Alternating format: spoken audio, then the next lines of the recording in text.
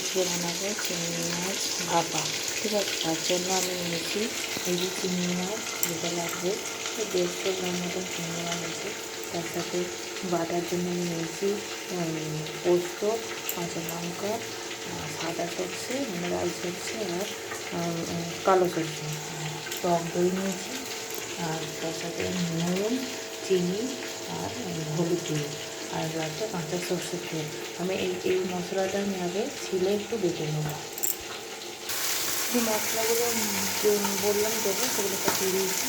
আর তার মধ্যে হলুদ, একটু সামান্য টক দই, এবার আমি দেবো সর্ষের তেল। বেশ অনেকটা পরিমাণে কিন্তু সর্ষের তেলটা দিতে হবে। এরপরে আমি এটাকে ভালো করে মাখিয়ে নেব।